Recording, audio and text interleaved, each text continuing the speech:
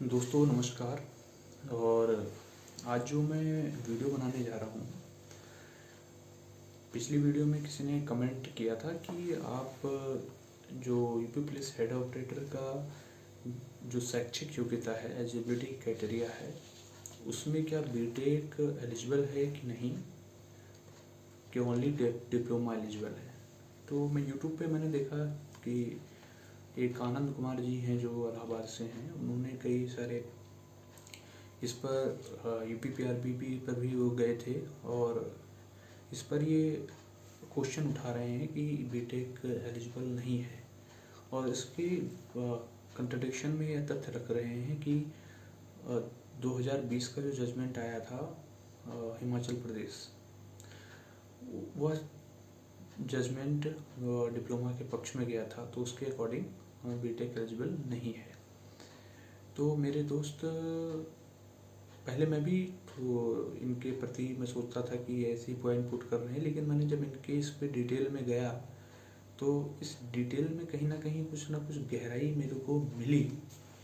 लेकिन मैं final judgement पे नहीं जा पाऊँगा कि इस पर क्या होना चाहिए क्या नहीं होना चाहिए। लेकिन मैंने क्या इन्वेस्टिगेशन किया, क्या चेक किया, मैं इसके बारे में ज़रूर आपको बताना चाहूँगा। तो यह नोटिफिकेशन 6 जनवरी 2022 को आया था। आप यूपी पीआरबी की साइट में जा सकते हैं, जो रिक्रूटमेंट बोर्ड है पीपीआरबी, उसमें आप डेट सेलेक्ट कर लीजिएगा 1 जनवरी 2022 से लेकर के मार्च 2022 तक के। उसके बीच में जो 6 जनवरी 2022 का रेडियो कॉलम जो है, जब आप क्लिक करेंगे तो 3 रो बनी हुई है, तीनों रो पे क्लिक करेंगे और उसके बाद में रिक्रूटमेंट नोटिस पे जाएंगे और रेडियो को चुनेंगे तो आपको यह नोटिफिकेशन मिल जाएगा। मैंने भी उसको सर्च किया है, मैं उसी नोटिफिकेशन को मैं पढ़ रहा हूँ मैं। तो इस नोटिफिकेशन में जो एलिजिबिलिटी दिया हुआ है वह लिखा हुआ है कि भारत में विधि द्वारा स्थापित बोर्ड से electronics, telecommunication, electrical, computer science, information technology, instrumentation technology, mechanical engineering में 3 वर्षीय डिप्लोमा कोर्स अथवा सरकार द्वारा उसके समकक्ष मान्यता प्राप्त हुई परीक्षा उत्तीर्ण की हो। हमने भी देखो, इसमें क्या है कि 2 टर्म जो है वह थोड़ा सा कन्फ्यूजन क्रिएट कर रहा है बच्चों में। एक तो है 3 वर्षीय और दूसरा इसके समकक्ष। तो बच्चे देखिए, बच्चे इतना नहीं जानते हैं जो पुराने जजमेंट्स वगैरह आए हैं कि वह इतना डिटेल में एक छोटी सी नौकरी पाने की वह उनकी चाहत रहती है और जो एलिजिबिलिटी होती है उस हिसाब से वो फॉर्म को फिल करते हैं। मैं भी बीटेक किया हूँ, मैंने भी उसी एलिजिबिलिटी के अनुसार ही मैंने इसको फॉर्म को फिल किया। क्योंकि भाई देखो, इसमें इलेक्ट्रॉनिक्स एंड कम्युनिकेशन के डिप्लोमा मांग रहे हैं, तो हमें लगा कि भाई कि बीटेक भी इलेक्ट्रॉनिक्स एंड कम्युनिकेशन से है तो क्यों नहीं एलिजिबल होगा। जब 3 वर्षीय कोर्स एलिजिबल हो सकता है तो 4 वर्षीय क्यों नहीं हो सकता, क्योंकि 4 में ही 3 आ रहा है। तो ऐसे ही बाकी सभी लोगों ने भी भरा होगा, मैंने भी यही भरा है भाई।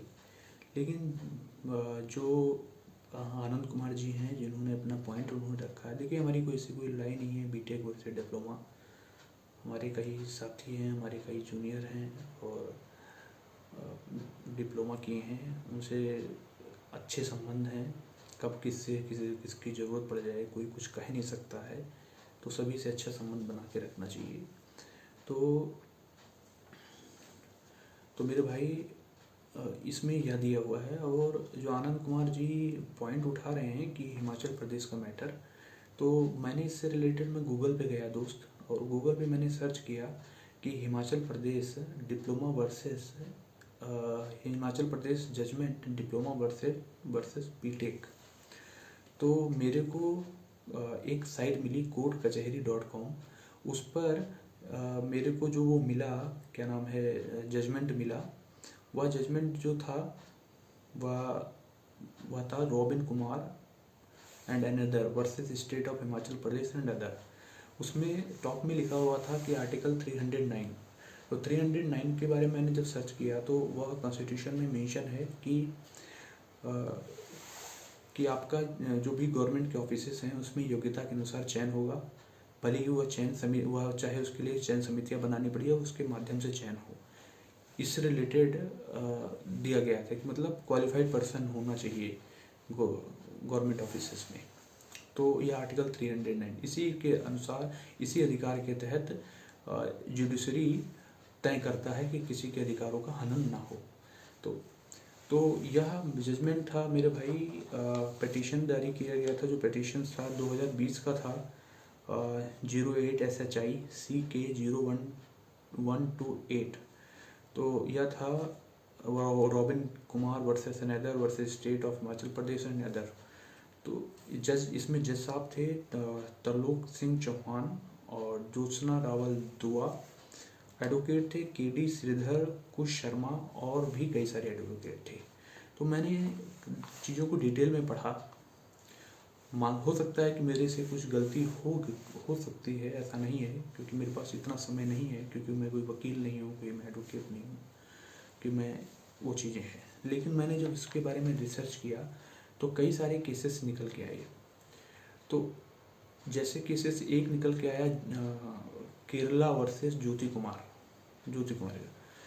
कुमार का जो केस था वह 2010 का था।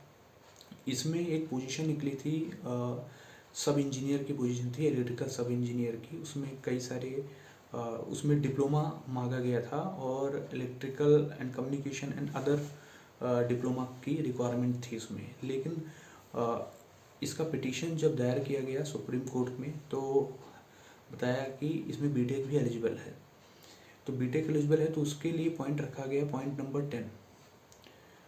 नंबर 10 जो पैरा था रिक्रूटमेंट एंड पॉलिसी था, केरला स्टेट गवर्नमेंट जो बोर्ड था, मतलब रिक्रूटमेंट बोर्ड था, वो पैरा नंबर 10 था। उस पैरा नंबर 10 के अनुसार हायर क्वालिफिकेशन जो है उसको अलाउ किया गया था। तो उसमें बीटेक वालों को अलाउ कर दिया गया था। लेकिन एक केसेस हुआ। दूसरा केसेस मेरे भाई जो बीटेक वालों के पक्ष में है वह है एक परवेज अहमद वर्सेस जम्मू एंड कश्मीर का केस है 2015 का। इसमें एक वैकेंसी निकली थी जिसमें BSc फॉरेस्ट्री मांगा था, जो कि ICAR से या अप्रूव्ड हो। तो उसमें एक बच्चा था जो भी उसने अप्लाई किया था BSc, उसके पास डिग्री थी BSc विद फॉरेस्ट्री था, BSc था, लेकिन फॉरेस्ट्री उसका मेजर सब्जेक्ट था और उसने MSc फॉरेस्ट्री से किया था। तो कोर्ट ने इसको अलाउ कर दिया, हाई कोर्ट ने, और वो एलिजिबल माना गया। तो 2 केसेस ज्योति कुमार उठाया और एक केसेस मैंने यहाँ से उठाया आपका परवेज अहमद वाला। तो ये हो गया। अब उसके अलावा एक केसेस है अनीता वाला जो है, अनीता वर्सेस पंजाब। इसमें क्या था कि GBT टीचर का रिक्वायरमेंट था, जिसमें 10th पास होना चाहिए, 2 साल का इसमें ट्रेनिंग कोर्स होना चाहिए, 10th पास होना चाहिए मेट्रिकुलेशन और प्लस 2 years कोर्स होना चाहिए। तो इसमें MSc और MA MSc वालों को एलिजिबल नहीं माना गया, तो इसमें इन्होंने इसको हटा दिया। ऐसे ही केस हिमाचल प्रदेश में, हिमाचल प्रदेश का जो केस था यह था 2018 का। एक वैकेंसी आई थी, 222 पोजीशन थी जूनियर इंजीनियर। उसमें IT, computer science, electrical engineering और इलेक्ट्रॉनिक्स एंड कम्युनिकेशन इंजीनियरिंग जो भी डिप्लोमा किया है उनकी रिक्वायरमेंट थी। इस केस में जो रॉबिन कुमार और यह जो केस है, और साथ में एक अटैच केस पवन ठाकुर का था। तो इसमें डिप्लोमा को जीत मिली, इसमें डिप्लोमा को प्रायोरिटाइज मिला। ऐसा इसलिए मिला कि उनकी नोटिफिकेशन में ऐसा कोई मेंशन नहीं था कि हायर कोई अलाउ है कि नहीं। तो एक ये हो गया। दूसरा एक केसेस था कि एक पोजीशन निकली थी, हाँ, या एक और केस है जहूर अहमद, 2019 का है केस। इसमें टेक्नीशियन लेवल 3 की पोजीशन थी और इस पोजीशन में दोस्त मेरे 10th मांगा था प्लस ITI मांगा था इलेक्ट्रिकल ट्रेड से। लेकिन इसमें डिप्लोमा वाले भी इसमें फॉर्म को फिल कर दिए। लेकिन जो इंटरव्यू बोर्ड था उसने इस आधार में मना कर दिया कि केवल ITI ही अलाउ है, इसमें डिप्लोमा अलाउ नहीं है। तो इस जजमेंट इसको सही माना गया, मतलब डिप्लोमा अलाउ नहीं किया गया इसमें। ओके, इसके अलावा कई सारे ऐसे केसेस हैं, जैसे zonal manager versus bank of India 2019 का, आर्य के बाबू, ये सारे केसेस हैं। और हाँ, एक और था, हिमाचल प्रदेश का केस था, जो कि वह रिक्वायरमेंट था हिमाचल प्रदेश का, उसमें पोजीशन थी, उसमें रिक्वायरमेंट थी डेयरी प्रोसेसिंग या फूड प्रोसेसिंग से रिलेटेड रिक्वायरमेंट, डेयरी या फूड प्रोसेसिंग। जो बंदा था उसने फूड टेक्नोलॉजी में 4 वर्ष से बीटेक किया हुआ था। तो उसमें क्या हुआ कि उसमें इसको अलाउ नहीं किया गया, क्योंकि डेयरी एक पर्टिकुलर चीज़ को रिक्वायरमेंट मांगा था, उसमें फूड टेक्नोलॉजी में किया था, तो डेयरी प्रोसेसिंग में उसकी योग्यता होनी चाहिए खाली। तो इस वजह से कोर्ट ने फूड टेक्नोलॉजी, जो बीटेक किया था फूड टेक्नोलॉजी, उसमें उसको अलाउ नहीं किया गया। तो क्या है कि यदि अगर UPPRBB, अब मैंने इसके इतना पढ़ने के बाद में फिर मैं गया दोस्त UPPRBB के साइट पे फिर से गया, और मैं रेडियो ऑपरेटर का जो manual recruitment and manual policy, recruitment policy पे मैं गया UPPRBB की साइट पे, रिक्रूटमेंट पॉलिसी, और रेडियो ऑपरेटर का जो पॉलिसी होती है रिक्रूटमेंट को, उसको मैंने सर्च किया। उसको सर्च करने पर मैंने उस पर डिटेल में पढ़ा, तो यूपी पुलिस हेड ऑपरेटर का उसमें दिया हुआ था कि 50% वैकेंसीज जो हैं वह डायरेक्ट रिक्रूटमेंट से होगा, 50% प्रमोशन से होगा। वर्कशॉप के लिए 75% डायरेक्ट रिक्रूटमेंट से होगा और 25% प्रमोशन से होगा। बाकी चीज़ मैंने इसमें सर्च करने की कोशिश किया था, एजुकेशन क्वालिफिकेशन, तो मेरे पास ज़्यादा समय नहीं था, तो मैं इसमें चेक नहीं कर पाया। अब यह चीज़ आती है कि यदि या हाँ, एक और मुझे जहाँ तक याद है, क्योंकि मैंने यूपी पुलिस का मैंने लगातार फॉर्म भरते आया हूँ, तो एक बार आया था ASI लेवल की परीक्षा थी, जिसमें O लेवल वगैरह मांगा था। 2017 की बात है, या ऐसे ही कुछ था, या 18 या 21 में भी था, ऐसा कुछ है, मेरे को बस आप चेक कर लीजिएगा, मुझे याद नहीं है। तो उसमें O लेवल मांगा था, तो O लेवल से रिलेटेड लोगों को डाउट था। तो UPPRBB ने एक नोटिफिकेशन निकाला, उसमें बताया कि O लेवल के समकक्ष कौन कौन है। तो उसमें बताया, एक चीज़ मेंशन था कि O लेवल की यह लेवल है और उससे हायर लेवल आता है बीटेक, ऐसा कुछ। तो हायर लेवल अगर उससे हायर लेवल है तो लो लेवल के लिए वो अलाउ है UPPRBB का। तो उस आधार पे तो लग रहा है कि बीटेक को अलाउ करेंगे, उस आधार से मुझे लग रहा है कि बीटेक को अलाउ करेंगे, लेकिन वह मैं तथ्य को मैं ढूंढ नहीं पाया। इस पर क्लियर ओपिनियन भर्ती बोर्ड के लोग दे सकते हैं, या भर्ती बोर्ड के अधिकारी दे सकते हैं कि किस जगह पे यह मैनुअल पे लिखा हुआ है कि higher qualification will also eligible for the particular post. तो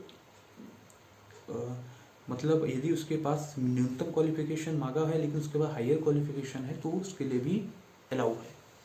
अब मैं समझता था, देखो मेरे कई फ्रेंड्स लोग हैं, उनसे मेरी बात हुई, तो उन्होंने यही कहा कि देखो भाई, ग्रुप डी वगैरह तक का, ग्रुप डी में अगर कोई एक ग्रुप डी में 10th लेवल की रिक्वायरमेंट होती है, लेकिन उसमें भरने वाले होते हैं 12th भी भरते हैं, ग्रेजुएशन भी भरते हैं, MA MSc या हायर डिग्री वाले भी भरते हैं। तो क्या उनको रोक दिया गया? तो जब मैं इसके Robin Kumar versus another state of Himachal Pradesh के उसमें पढ़ा, तो इसमें एक बहस हुई थी, मैं इसमें पूरी डिटेल में पढ़ा। आप भी जाके courtkacheri.com मतलब गूगल पे सर्च करिएगा कि Himachal Pradesh versus diploma versus BTech eligibility, तो आप सर्च करिएगा तो आपको courtkacheri.com में पूरी डिटेल आपको मिलेगी, उसको अच्छे से पढ़िएगा। तो काफ़ी कन्फ्यूजन है इसमें। तो उन्होंने बताया कि डिप्लोमा जो है एक शॉर्ट टर्म कोर्स है, जिसमें थ्योरी प्लस प्रैक्टिकल दोनों को इक्वल महत्वता दिया जाती है, even more priority to the practical cause compare to the theory. लेकिन बीटेक ऐसा कोर्स है जो इंजीनियरिंग है, और ये AICTE और UGC से अप्रूव्ड होना चाहिए, तभी मान्यता होगा। लेकिन डिप्लोमा में ऐसा नहीं है, ऐसा कंडीशंस, इस तरीके की कंडीशन हो भी सकती है, नहीं भी हो सकती है। तो बीटेक मैं क्या था कह रहा था, हाँ, तो बीटेक में थ्योरी रहता है, 8 सेमेस्टर होते हैं। ऐसा बहस में उन लोगों ने बहस में रखा था, मैं इसके बारे में नहीं कर सकता।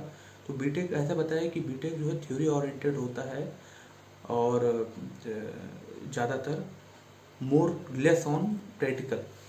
देखो होता होगा ऐसा, लेकिन ये हर जगह एप्लीकेबल नहीं है कि वो खाली थ्योरी ही होता है, प्रैक्टिकल नहीं। ऐसे हो तो कहीं भी इंजीनियर नहीं बनेंगे, ऐसा नहीं कहा जा सकता। लेकिन बात सही भी हो सकती है, नहीं भी हो सकती, मैं इस पर कोई अपना पॉइंट नहीं रखना चाहूँगा। तो चीज़ें कॉम्प्लिकेटेड है। मेरा कहने का मतलब है कि जो वैकेंसी 2022 में निकाला गया है, कोई भी रिक्रूटमेंट बोर्ड अगर वैकेंसी निकालता है तो रिक्रूटमेंट बोर्ड को नोटिफिकेशन निकालने से पहले पुराने जो जजमेंट आए हैं उसको भी चेक करना चाहिए। इवन नोटिफिकेशन किसी टॉप लेवल के हाई कोर्ट या सुप्रीम कोर्ट के जो भी जज हैं, या जो भी जज नहीं, जो भी एडवोकेट हैं, उनसे एक बार रीड करा लेना चाहिए कि इसमें कहीं ऐसा विवादित तो नहीं है। क्योंकि जो बच्चे 2022 में नोटिफिकेशन निकाला, 2022 से आज 2 साल होने को है, अभी पहले फेज का एग्जामिनेशन हुआ है, आंसर की आई है, कितना बच्चा मेहनत करता है, कितनी एनर्जी लगाता है, और लास्ट में जाकर के अगर ऐसा कुछ उसके पास नेगेटिव चीज़ें आए तो वह बहुत ज़्यादा इम्पैक्ट क्रिएट करेगा या बहुत ज़्यादा दिक्कत भरा हो सकता है मेरे भाई। तो यह गलती इस नोटिफिकेशन में जो हुआ था, इसमें जो जज साहब बैठे थे, त्रिलोक सिंह चौहान, ज्योत्सना रावल दुआ, उन्होंने अपने जजमेंट में यह कहा कि यह जुडिशरी का काम नहीं है, न्यायालय का काम नहीं है कि किसी भी पद पर योग्यता को निर्धारित करना। यह एम्प्लॉयर मतलब जो भर्ती कर रहा है या जिस डिपार्टमेंट में भर्ती हो रही है, उसकी रिक्वायरमेंट, नेचर ऑफ वर्क, किस तरीके का काम है, उस काम के अनुसार किस प्रकार की योग्यता का बंदा चाहिए, वह उनको डिसाइड करना है। लेकिन यदि नोटिफिकेशन के अलावा कुछ चीज़ें अलग हो रहा है तो वहाँ पर जुडिशरी आके आएगा या उस पर अपना जजमेंट देगा। लेकिन यदि उन्होंने नोटिफिकेशन में चीज़ों को क्लियर मेंशन किया हुआ है कि उन्होंने क्लियर मेंशन किया हुआ है कि यह रिक्वायरमेंट है, ऐसा ऐसा हमें चाहिए बंदा, तो उसी नोटिफिकेशन के अकॉर्डिंग ही उनको करना पड़ेगा। नोटिफिकेशन के अलावा कुछ नहीं अलग किया जा सकता है। तो ऐसा है। हालांकि यह चीज़ें आप लोगों को यदि है तो हमारे तथ्यों पर आप जांच करिए, पढ़िए, क्या मैं चीज़ों को सही कह रहा हूँ। और मैं इसकी गारंटी बिल्कुल नहीं लेता हूँ कि जो जिस साइट से मैं पढ़ा हूँ, courtkacheri.com से, यहाँ से पढ़ा हूँ, क्या चीज़ें सही है कि नहीं है। लेकिन मैं जो पढ़ा हूँ वह मैंने आपके पास ला दिया है। आप भी जाइएगा और इसको एक बार वेरीफाई करिएगा, जैसे मैंने वेरीफाई चीज़ों को करने की कोशिश की है, और फिर आप मुझे अपने राय बताइएगा। और मेरा मानना है कि आजकल के हिसाब से इस पर क्लियर ओपिनियन होना चाहिए कि वक्त टेक्नोलॉजी का समय आया है। अब मैं आपको एक एग्जांपल देता हूँ कि हमारे यहाँ पर पोस्टमैन जो आता था, वह यह कहता था कि मेरे को जल्दी से जल्दी विभाग मेरे को फ्री कर दे, मैं यहाँ छोड़ के जाना चाहता हूँ। मैंने बोला क्यों? तो उन्होंने ये कहा कि भाई साहब, अब जो पोस्ट ऑफिस है वहाँ पर बैंकिंग का भी काम होने लगा है और नए तरीके का सिस्टम दे रहे हैं, डिजिटल पेमेंट का या और भी तरीके का। उस नई टेक्नोलॉजी के हिसाब से मैं अपने आप को ढाल नहीं पा रहा हूँ, मुझे बहुत दिक्कत हो रही है नौकरी करने में। तो इसलिए मैं जल्दी से जल्दी छुटकारा पाना चाहता हूँ। तो वैसे ही मैं कह रहा हूँ कि तकनीक बदल रही है, हर एक डिपार्टमेंट में टेक्नोलॉजी से रिलेटेड लोग चाहिए, अच्छे पढ़े हुए लोग चाहिए, अच्छे एजुकेशन के बंदे चाहिए, जिनके पास टेक्निकल नॉलेज हो या टेक्नोलॉजी को समझने की योग्यता रखते हों कि आने वाले समय में जो परिवर्तन हो उस परिवर्तन के हिसाब से अपने आप को ढाल सकें। लेकिन बड़ी दुख की बात है कि जिस सरकारी परीक्षा को हम लोग देते हैं वह सरकारी विभाग पहली बार नोटिफिकेशन निकालने के लिए आंदोलन करना पड़ता है। नोटिफिकेशन निकाल दिया तो 2 साल लग जाते हैं। 2022 की परीक्षा है, 2022 का नोटिफिकेशन, अब 2024 में एग्जामिनेशन हो रहा है।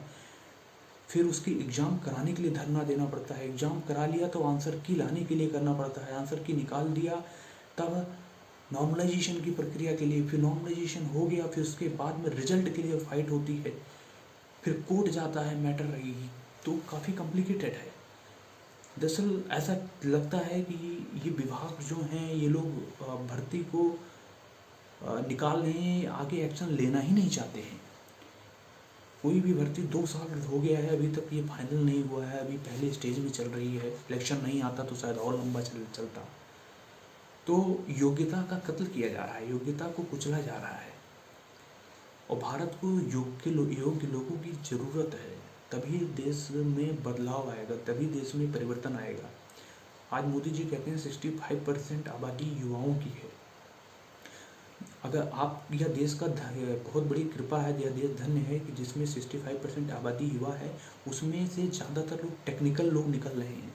लेकिन जब टेक्निकल लोगों की कोई वैल्यू ही नहीं होगी, भर्ती इतने टाइम पर होगी, कोई समय सीमा नहीं निर्धारित होगी, लोल झोल तरीके से चलेगी, तो कैसे बदलाव होगा। यदि वह टेक्निकल आदमी घास छिलेगा और वह उस डिपार्टमेंट में नहीं होगा जहाँ पर उसे होना चाहिए, या भविष्य में आने वाले समय में जो तकनीकी परिवर्तन डिपार्टमेंट और विभागों में होने वाले हैं, उनके साथ वो सामंजस्य बैठाने वाले लोग नहीं होंगे, तो कैसे होगा। वह इच्छा शक्ति की कमी कहीं ना कहीं मुझे नज़र आ रही है। और मैं तो यह डिप्लोमा वर्सेस बीटेक नहीं है मेरे भाई, हमारे बहुत सारे मित्र हैं डिप्लोमा के और बहुत घनिष्ठ साथी हैं, मैं उनसे बहुत प्यार करता हूँ, बहुत पसंद है मेरे को। और मैं उनसे सीखने की भी कोशिश करता हूँ। कौन किस घड़ी मिल जाए कि किससे ज़रूरत पड़ जाए, तो किसी से मैं विरोध नहीं करता हूँ मैं, सभी अपने हैं। बस मैं इन तथ्यों को रखा हूँ। और मेरा मानना है कि इसलिए लड़ाई नहीं लड़नी चाहिए कि मेरा मानना ये है कि किसी की लाइन को छोटी करने से अच्छा है कि आप अपनी लाइन को लंबी कर दीजिए, तो दूसरा वाला खुद ही छोटा हो जाएगा। तो यदि आप फाइट कर रहे हैं कि बीटेक वाले हट जाएं तो कंपटीशन कम हो जाए, आप अपने इतना पढ़ाई करिए कि बीटेक वाले को भी पीछे कर दीजिए। आप ज़्यादा से ज़्यादा सीट उसमें से अपने नंबर, अपने मार्क्स के हिसाब से हासिल करने की कोशिश कीजिए, तो वह ज़्यादा बेहतर होगा, वह ज़्यादा अच्छा भी होगा मेरे दोस्त। और यही मैं समझता हूँ। और बाकी मैं मानता हूँ कि बच्चों को भड़काना नहीं चाहिए, और क्योंकि इन सब चीज़ करने से समय की बर्बादी बहुत होती है, और पढ़ाई पे फोकस करना चाहिए हम लोग को, वही सबसे ज़्यादा इम्पोर्टेंट है। और मैं अपने डिप्लोमा वाले भाइयों को भी कहता हूँ, ज़्यादा इस सब चीज़ की उसमें मत पड़िए। आने वाले समय में आरआरबी एलपी की वैकेंसी आ रही है, जूनियर इंजीनियर आरआरबी जेई की वैकेंसी आ रही है, टेक्नीशियन की वैकेंसी आ रही है, और आरआरबी एनटीपीसी की वैकेंसी आ रही है। बहुत सारी अपॉर्चुनिटी आपके लिए अवेलेबल है। प्लीज़ अपना इसमें समय मत बर्बाद करिए। और जो लोग कर रहे हैं उनका इच्छा है, उनका अधिकार है भाई, वो अपना करें, इस पर मुझे कुछ नहीं कहना है। और पॉजिटिव कमेंट आप करिए, और मेरी बात, मैं जो बात बोल रहा हूँ उसको एक बार सर्च करिएगा, आप लोग गूगल पे करिएगा, क्योंकि मैंने इतना चेक कर पाया और मेरे पास समय नहीं है मेरे पास भाई। मैं इसको डाटा को आपके सामने जो भी मैं उसको अपलोड करूँ, क्योंकि एडिटिंग करने में टाइम लगता है, या मेरा जॉब का टाइम है, मैं जॉब कर रहा हूँ भाई, काम करता हूँ अपना। तो मेरे लिए दोनों चीज़ें एडिटिंग नहीं कर सकता, ना तो मैं एडिटिंग जुबान से कर पाऊँगा, और ना एडिटिंग मैं वीडियो में कर पाता हूँ, तो मुझे नहीं आता है। ठीक है, जो चीज़ें था मैंने रख दिया अपनी पॉइंट, आपकी अपनी मर्जी। हाँ, मैंने एक ईमेल भी यूपीपी आरबीबी को किया है, मैं उनकी रिप्लाई का वेट करूँगा कि क्या उनका रिप्लाई आता है। मैंने एक ईमेल किया है कि regarding clarification on educational qualification for UP police head operator recruitment notification 6 जनवरी 2022। सो अगर कोई रिप्लाई आता है इसके ऊपर तो मैं ज़रूर आपको अपडेट करता हूँ। थैंक यू वेरी मच मेरे भाई, थैंक यू।